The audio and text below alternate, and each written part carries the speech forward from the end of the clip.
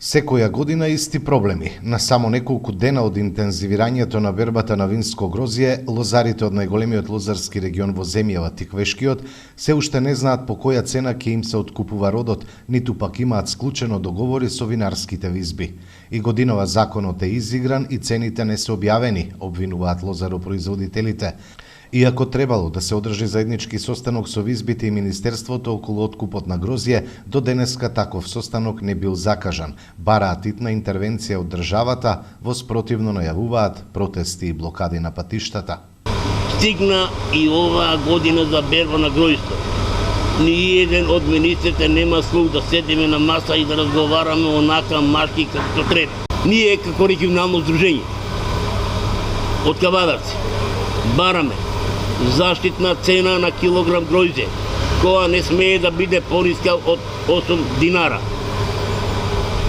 Бараме цена на килограм гројзе на Смедеревката 11 динара, на Бранецот 13 динара, а од владата бараме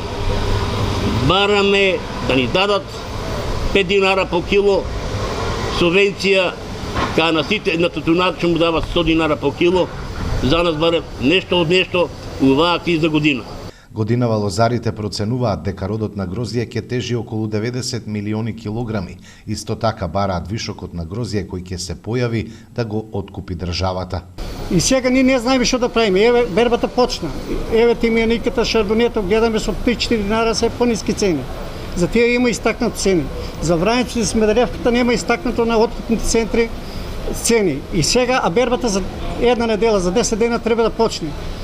И сега ние ќе бараме средба со новиот министр. Доколку не се одржа таа средба, ќе одиме на непослушност. Тоа, за непослушните винари, што сака да растурат цената, ќе бидат блокирани. Дреново, Росоман, Градско, Неготино, Демиркапи, Валандово. За тоа што мора и они да седнат со нас, со лозарите, за тоа што тоа е заедничко. Ние го произведуваме, они го преработуваат и го продаваат. На денешната пресконференција на хаос во лозарството се пожалија и нови лозари кои се одлучиле да одгледуваат винова лоза.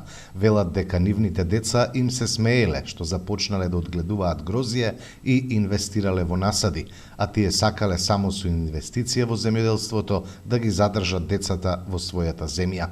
Не знам дали има на друго место во светот каде што цената на коштање на еден производ да биде по-голема него од што онаа цена на продажба.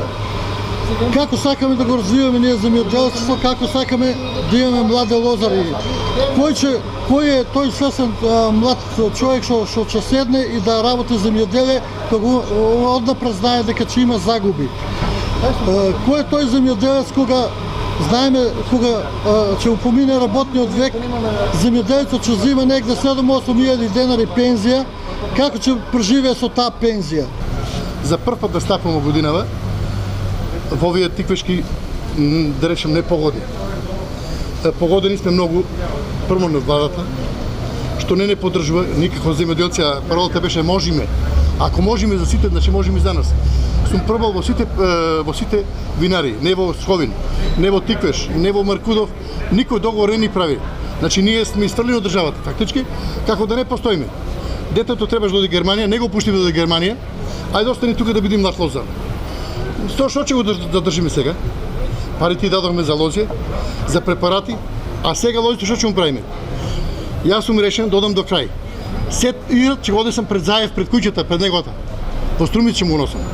Ваквите проблеми се присутни од осамостојувањето на земјава, велат стручните лица вклучени во аграрот. Според нив затоа секоја година нивите се напуштаат, а младите заминуваат, барајќи подобра иднина во друга држава.